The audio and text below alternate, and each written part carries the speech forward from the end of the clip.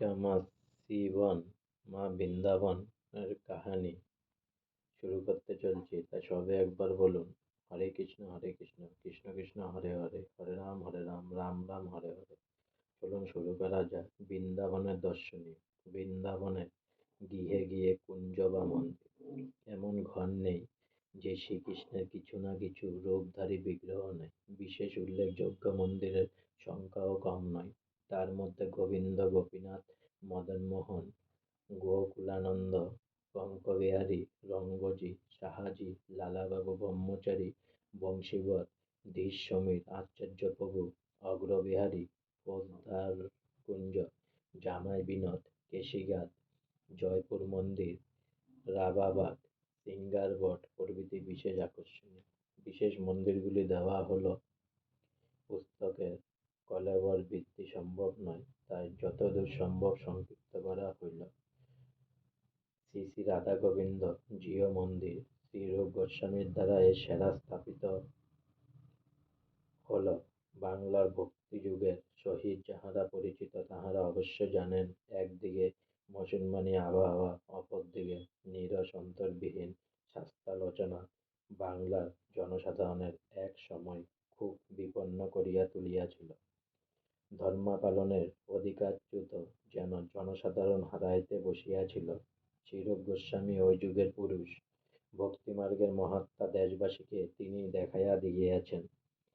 শ্রীরূপ বহু রাজা কর্মচারী ছিলেন, সহায় সম্প্রদায়ের অভাব ছিল না, কিন্তু যখন মানবের ভগবৎ কৃপা লাভ হয়, জ্ঞানচক্ষু খুলিয়া যায়, তখন আর তার নিজস্ব কিছুই থাকে না। শ্রীরূপ কর্মস্থল পরিত্যাগ করিয়া গোবিন্দ নাম করিতে করিতে মানবের সংসার ছাড়িয়া কৃষ্ণের সংসারে অন্বেষণে বাহির হইয়া আসিলেন। শ্রীরূপ যখন প্রকৃতির সব কিছুতে গোবিন্দ দেখিতে লাগিলেন, মন যখন তাহার গোবিন্দময় হইয়া উঠিল, গোবিন্দ দেখা দিলেন।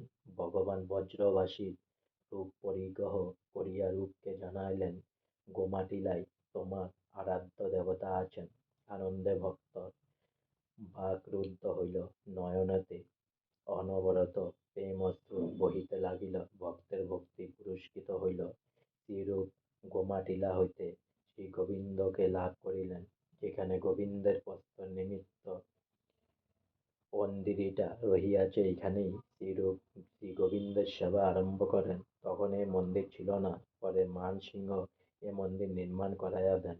গোবিন্দের এ মন্দিরটা স্থাপনা শিল্পের একটি উচ্চ দর্শন এতদিন অতিবাহিত হইয়াছে, তবুও এ মন্দিরের কোনো বিকৃতি ঘটে নাই। এরূপ প্রবাদ আছে যে, এ মন্দির ৭ তলা ছিল এবং সর্বোচ্চ গম্বুজে আলো প্রদান করিলে দিল্লী হইতে তাহা দেখিতে পাওয়া যেত।